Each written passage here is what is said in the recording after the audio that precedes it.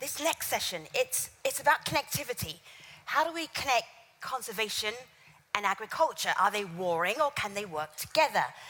Anne and Gary are going to help me with this. So Anne, please come onto stage. Hello, Anne. Hello, Gary. Gary, you stay at the lectern. Just park yourself there. Anne, you come and sit next to me. Good morning. How are you? Really nice to see you. All right, so Anne Tutwiler is the Director General of Biodiversity International. And in a nutshell, what would you tell our audience that you do? So we are the world's Agrobiodiversity Research and Innovation Center.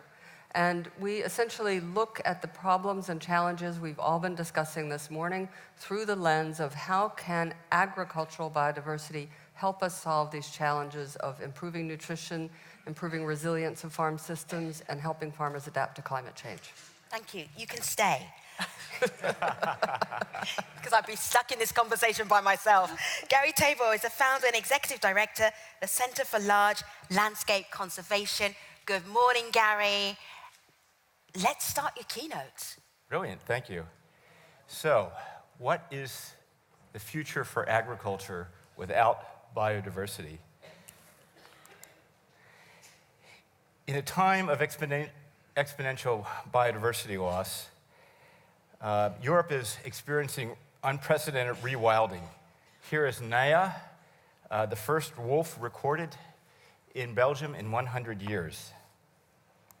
But yet we continue to see alarming headlines that reminds us that our impact on the environment is cumulative, from climate change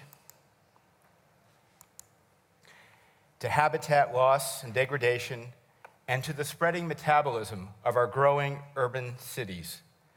More than 50% of the planet now is dominated by humanity at a cost to the functioning of nature.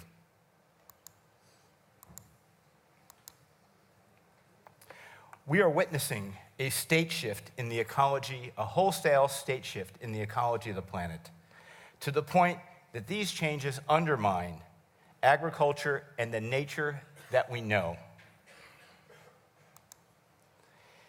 Now is the time to start pushing our thinking for conservation and agriculture, and I would like to begin here with the first national park in the world, about an hour from where I live in Bozeman, Montana, and that's Yellowstone National Park. It is our cornerstone of conservation.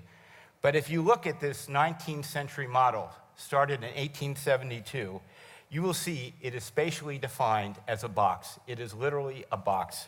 This is our construct for conserving nature. Sorry. However, but nature cannot be contained by such a limited cubical pattern of thinking, as these discrete elk migrations, a large ungulate, demonstrate here in Yellowstone. And so each of these different patterns are different separate elk migrations, and this is, I guess you could say, is the London Tube Underground map for elk migrations in Yellowstone National Park. Unprecedented levels of nature fragmentation have given way to dramatic global reduction of mammal movements everywhere. And if you can't move, you can't live. We are still approaching conservation with a 19th century mindset. I believe that we have to evolve the way we look at conservation. It began with Yellowstone in the 19th century. It expanded to the ecosystem concept in the 20th century. And I believe now in the 21st century, we're in the age of process conservation. And what do I mean by that? We have to conserve the processes that sustain nature, including species interactions, pollination, dispersal, species migrations, resilience, hydroecology, and the natural disturbance regimes that sustain nature. And how are we going to do this? Well, this is through connectivity. And I'm not saying connectivity is that it's not a better mobile phone network. This is not what I mean by connectivity. I mean by connecting the circulatory system of nature. Connected parks are more effective parks. in conserving biodiversity. Isolated parks lose species. In a fragmented landscapes, one tried and true way we can conserve nature at the scale nature functions is through the creation of conservation networks of connected, protected areas. This means that we have to be smarter about conserving nature outside of parks, in the region what conservation biologists call the matrix, not the movie, but the landscape that includes a mosaic of mixed land tenures and mixed land uses. And in this matrix, there are many fragmenting forces at play. One of the biggest threats that I want to point out is the current tsunami of linear infrastructure, road, rail, pipeline, infrastructure development in high biodiversity regions without environmental review. Fragmentation, the amount of paved roads in the world will double in the next 3 decades. That means that all the roads in the world, paved roads that you know now, will double in the next 30 years. New roads in many developing parts of the world mean no maintenance to existing roads, which means bad for agricultural access to markets, bad for sustainable development, and bad for the integrity of nature. There are over 2,000 proposed road and rail projects planned in critical tiger and Asian elephant corridors in South Asia alone. Fragmentation is undermining nature and undermining the ecological services that support agriculture. And I want to applaud the World Business Council for Sustainable Development and Syngenta for putting this issue on the global agenda through its call to action on landscape connectivity.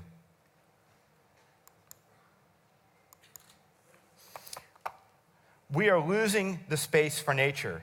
The scientific community is clamoring for more ambitious protected area conservation targets, from the current Convention on Biological Diversity Target 11 goal of 17% for land to Ed Wilson's goal of 50% for nature, or half Earth. But how feasible are these ambitions? Because regardless of targets, we are now, I guess, in the cigarette smoker's decision point. To address the impacts of smoking, you have to stop smoking. And you have to adapt a more healthy lifestyle. And in a similar way, with regards to saving nature, we have to stop losing nature. We have to stop before we can have more ambitious targets. And we have to connect what we have.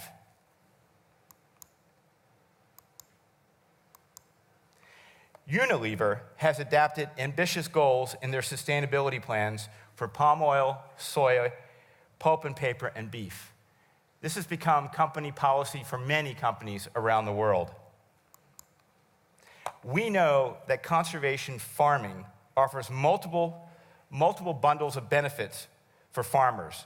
Farmlands are key for food, but they also provide clean water, healthy soil, carbon sequestration, human connection to nature, and biodiversity.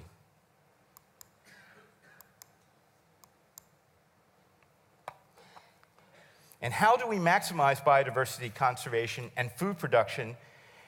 And there are many conversations along a continuum of thinking in the academic and practitioner world that ranges from more integration of agriculture and biodiversity to more segregation of the two.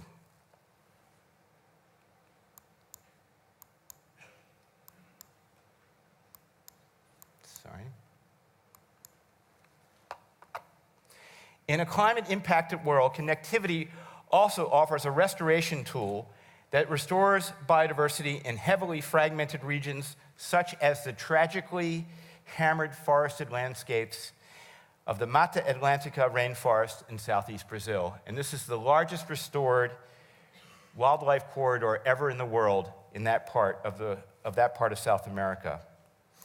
Now, I chair the new IUCN World Commission on Protected Areas Connectivity Conservation Specialist Group.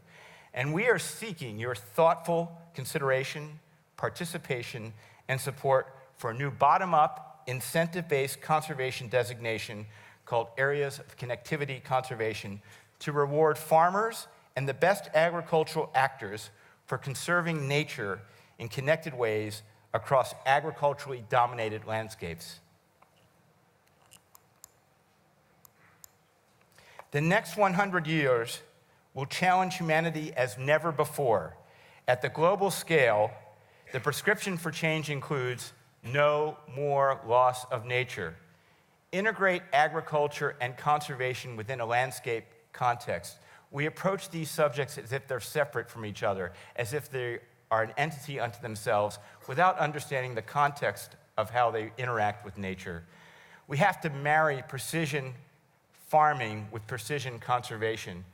And as some of the speakers have talked about before, we have to decrease our food waste, and we have to promote smarter diets. And that means starting where people are in each part of the world where their diets are now. You can achieve better throughout the world. So the nature conservation needs your help in solving this common concern of the loss of biodiversity and sustaining food systems. Perhaps together we can achieve a new, innovative, global deal for nature and agriculture. Thank you.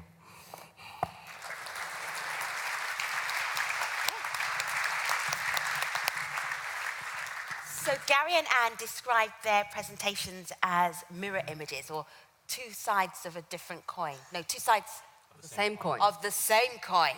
Anne, let's see the other side.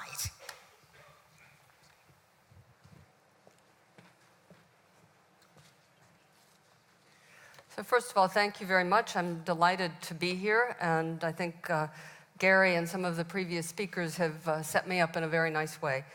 So what I would like to do is take Gary's presentation and really focus down on agricultural biodiversity and how the diversity we have within our agricultural systems can help us. So what is agricultural biodiversity? It is every living system that we need to help us produce food. So it includes the soils, it includes diversity at the genetic level, the species level, at the landscape level that Gary was talking about. It includes provision of ecosystem services, pollinators, etc. So what I want to do is take us back, much as Gary did, to the last century. So what was our challenge in the last century? We were facing, if you remember, famines in India, in China, in Western Africa, Central Africa. These were the motivating factors behind the creation of the international research centers that we are part of. And the drive was to increase calories. The drive was to increase yields, and we did a good job. We did a good job of that. In yields, especially in developing countries, the red line there went up. But this is, as they say, so last century. So the challenges for us now are very different. First of all, we have poor diets. And this is astonishing. Poor diets are the #1 health risk in the world. What we eat or what we don't eat, okay? 27% of our risks in the world are from our food systems, compared to 16% for unsafe sex, alcohol, drug, and tobacco use combined. And this morning, Lawrence talked about the campaign on HIV/AIDS. Very important, and yet we are losing more people to our food systems. So I like this slide because we all know climate change is going to affect yields. That's common knowledge. What's important about this map to me is that it shows how much farmers are going to have to adapt to different types of climates. And ironically, you see there in the middle of my country significant challenges facing farmers from climate change. But you notice that the areas in red and yellow are really focused on many of the developing countries where we already have challenges. So how can we help farmers adapt to climate change? This is a very common picture, but we are exceeding planetary boundaries with because of, in large part, our agricultural systems. I want to call particularly attention to biodiversity loss because that's the focus of our presentations today. But this is, again, drilling down on the agricultural biodiversity side. So this is a Kew Garden study from a couple of years ago. They identified 5,538, not sure where the 8 came from, species, a number of crops that have been used in the human history for food. Yet, 3 crops account for more than 50% of our calories, and another 12 crops and 5 animal species provide 75%. So what's happening is we are losing solutions. We are losing solutions to improving our diet, to improving our resilience, and to helping farmers adapt to climate change. So, in our view, agrobiodiversity underpins at least 9 of the Sustainable Development Goals. And I want to call attention that it is especially, clicker is not keeping up, okay, there we go, especially important for the biosphere, which is the basis for achieving every single other goal that we have. I also want to mention a recent World Economic Forum Global Risk Report, where if you look at the high likelihood and high impact risks that global leaders think we face, 6 or 8 of them are directly related to our food and farming systems. Okay? And what's important about that is the solution proposed by the business leaders is diversification. Now, for me, why all of a sudden people in the financial world who would never put all their money into one basket have now realized diversification is the solution for our agriculture challenges. So just to illustrate a couple of points. So not all foods are equal. Even within species, they're not equal. My organization now is investigating a Pacific Islands banana that has multiple times the amount of vitamin A as the traditional Cavendish, Dole, Chiquita banana that we eat. A child would need to eat 1 kilogram of these Cavendish bananas to get the same amount of vitamin A that's in one of these Pacific Island bananas. And I could go on, other examples, other crops where different varieties have different levels of nutrition. So this is a picture of finger millet. And I want to say here, this is one of those crops where you connect sustaining the planet and nourishing people. So finger millet was an important crop in India for a long time. It got displaced by the Green Revolution, rice and wheat largely. But finger millet has a couple of important characteristics. 1, it grows in poor soils. 2, it is drought tolerant. And 3, it is nutritious. So 100 grams of cooked grain of finger millet has 38 times the amount of calcium as the same amount of rice, and another variety more than 9 times the amount of iron, okay? And also drought tolerant. So we talked a lot last night at dinner about soils. So agrobiodiversity also helps us improve soil quality. Now, this chart basically shows how using agricultural biodiversity in the simplest way in crop rotations improves soil nitrogen and improves soil carbon.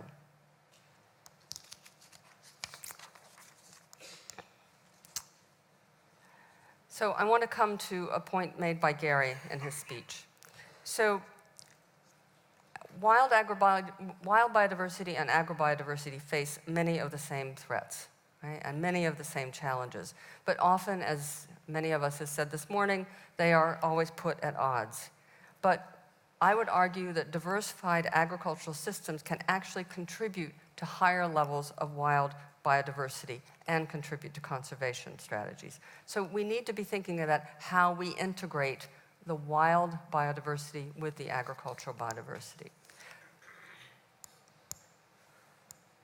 You're not going to take this time away from me that the clicker stayed. Yeah, okay, good.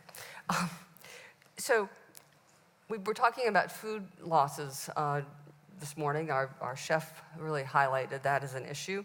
Farmers lose about 13% of their annual harvest to pests and disease. We don't talk about that a lot. We talk about what we throw away out of our refrigerators. But biodiversity can provide solutions to pest and disease management.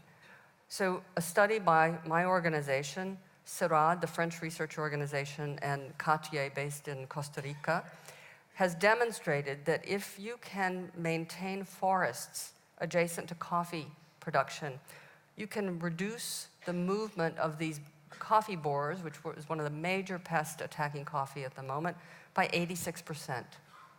And if you want something that's more productive, you can also use sugarcane. Takes a little more land, but you can also use sugarcane to do this. So this also provides a bridge for movement, like Gary was saying earlier, for wild biodiversity to move through the fields, and in particular to attract some of the birds that eat the coffee borer. So I want to conclude, just almost on time, with a transformative innovation that my organization has developed to basically measure our use and conservation of agricultural biodiversity in diets, production systems, and in the management of genetic resources. This is a tool for countries and companies and financiers to make sure that we are using this incredible resource we have in a better way, to provide incentives and to provide best management practices for both countries and companies. Thank you very much.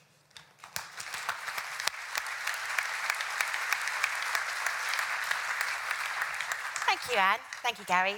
As you walk over, let's bring the house lights up because I know there are lots of questions. So I'm going to bring back Octavia and Sophie, Ilaria and Rosanna.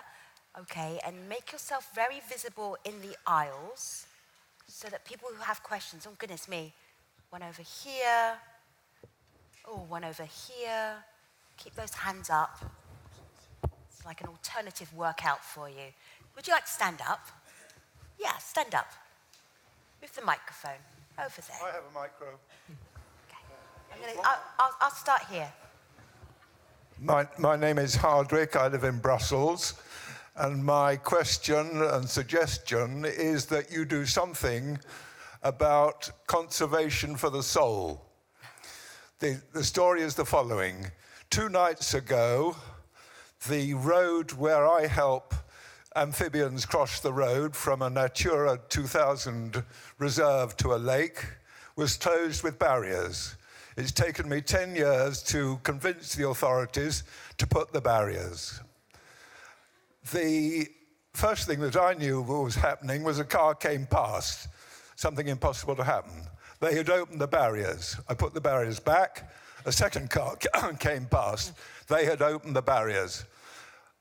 In the morning, I went again, and at 6 o'clock in the morning, a car came past for the 3rd time. We picked up 20 dead amphibians thanks to these 3 cars. So this is an example of citizens not having any idea about biodiversity for the soul. What are we going to do about it? A very specific example, Gary. We could leave it at that and move on. Do you feel that there's an answer? I believe there are 2 specific examples. One is that I don't believe the Sustainable Development Goals has a goal for happiness. And I believe it leaves out aesthetics, and it's very, very utilitarian in its approach. In terms of your specifics about amphibians, I believe that people who build roads are linear thinkers. And when we talk about green infrastructure and improving buildings and making them more environmentally friendly, we don't apply that thinking to road building. And if you can think about all the innovations that have happened with regards to human structures, why have we not applied that to roads? And what's funny to me is that those yellow signs, I don't know if you have them in Europe, they show you the animal that, so you can slow down.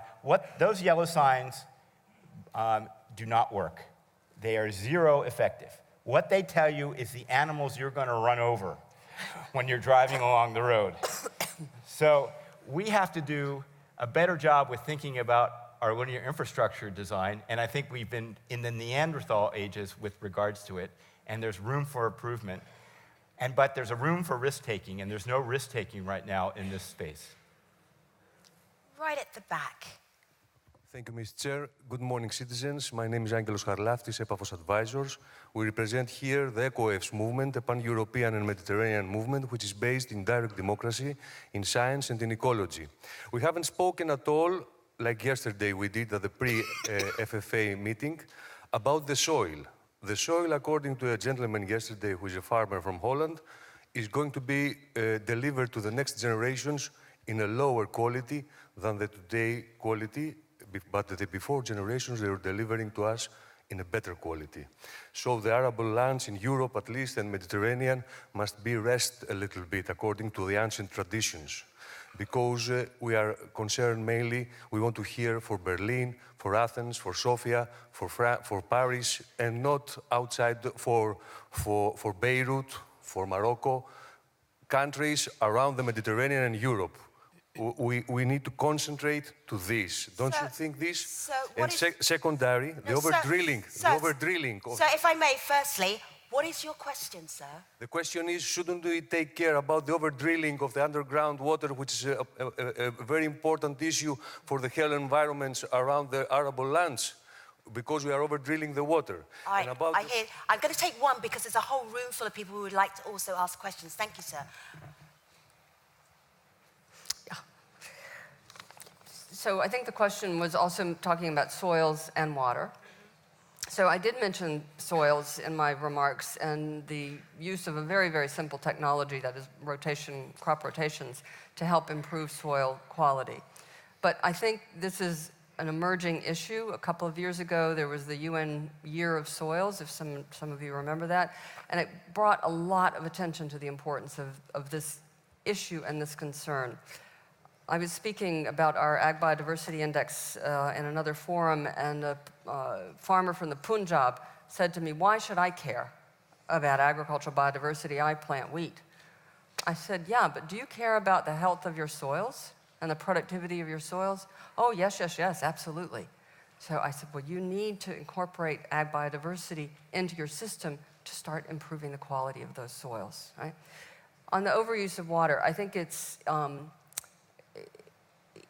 I don't know the specifics here in Europe, but part of the challenge is going back to government policy, where we have governments who either subsidize the use of water that goes along with particular crop production, or they give the water for free.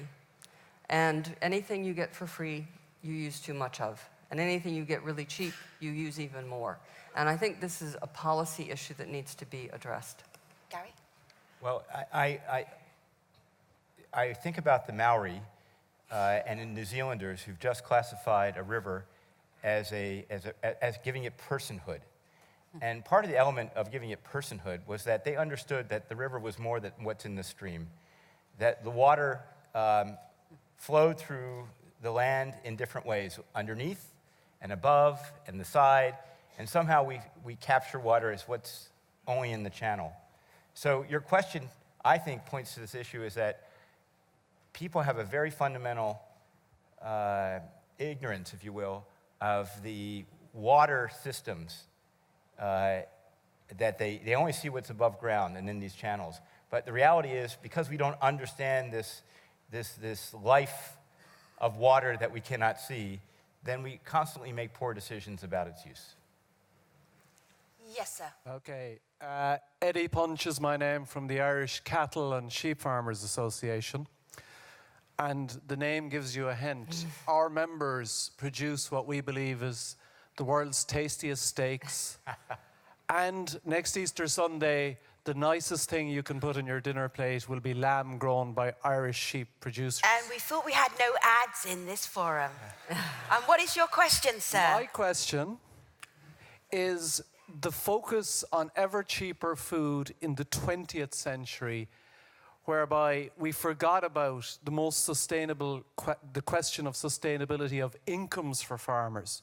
Do you think that that focus on ever cheaper food is now actually part of the problem? Because we don't have sustainable incomes for our farmers, whether they're Colombian coffee growers or Irish beef farmers, and we don't have the ability to have young farmers being excited about getting in to produce food for the next generation if they can't make a sustainable living. So is cheap food and cheap food at all costs the source of many of the problems we discuss here this morning? Thank you. Can I quickly respond? All right, I'm from Montana, and we have a lot of great beef. I'm married by chance to an Australian who's from Hamilton, Victoria. And if you know Hamilton, Victoria, it's the wool capital of the world.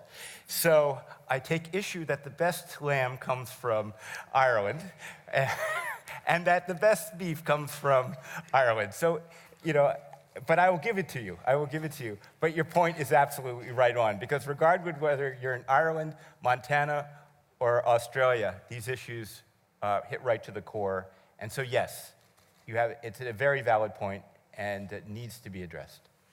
We have lots of questions online, so let me just go to... Can I say? Yeah, please, go ahead. So, I mean, absolutely. I think one of the challenges, we were talking earlier about policymakers, is that there's always a lag. Policymakers don't maybe learn as fast as those of us who are in these kinds of forum about what the new challenges are. So I think you've got a mental policy lag in a lot of places, including in some developing countries who are still fixated on increasing their maize production systems, for example. But of course, being a political economist, my training, you also have interest groups that have been captured, by the policies, and they fight hard. And that's part of our challenge in this room, is how do you break open that debate among the captured interest groups? And I have a question from Twitter for you. Only 12 out of 5,000 edible crops provide the bulk of our food. What is driving this narrowing? And this comes from Erwin Waters, researcher at ILVO. Ooh, I think it's a lot of things. I think back to the subsidies, which were given in my country, in Europe, but also even in China and India to support the greater production of these crops. You also have, and I'm not one to point the finger at industrialized food systems, but you do have companies who see it more profitable right now to provide very standardized products across a number of different geographies. And I think that was what consumers weren't having difficulties with that years ago. So I think that's part of it. And I think we have had a loss, somebody mentioned earlier, a loss of the young farmers, but farmers who are interested in growing these crops. It's not as easy, as producing rows and rows of maize. It's a whole different cropping system. Right at the back, top level. Thank you. You're standing up. Hi, my name is Louis de Jager, or Louis Hunter in English. I'm a promoter of agroecology, and I'm really grateful for the great presentation you gave. And the question I have is, I'm wondering how we are going to implement those solutions for farmers in Belgium or farmers in the world. How can we convince them of the great solutions that you have just conveyed to us? So my organization is a research organization, so our job is to develop the evidence that these solutions really work. And increasingly, research organizations are being told it's not just enough to produce the evidence, you actually have to make sure it gets into somebody's hands. And that's why we focus on not only developing the evidence, but getting it into the right people's hands who can make decisions about it. So that's one very important thing. We talked earlier about data, but you have to have usable information that a policymaker, a company, can understand why it's in their benefit or the benefit of their citizens to adapt these. So you need the evidence, you need hard evidence. You can't just, make a religion out of these things. You have to prove it. Yeah? And then you have to translate that complex, peer-reviewed science into something the rest of us can understand. So if I understand it good, we have to lobby the scientific research to politicians and policymakers. I mean, I think this, for me, this translational role between what the academics produce and what gets to the ears of decision makers and influencers is really critical, and it's missing. It's a missing part of the It's dialogue. exactly what this kind of forum is about, which is why I think Yeah. we need to have this kind of process replicated in various parts of the world. Thank you.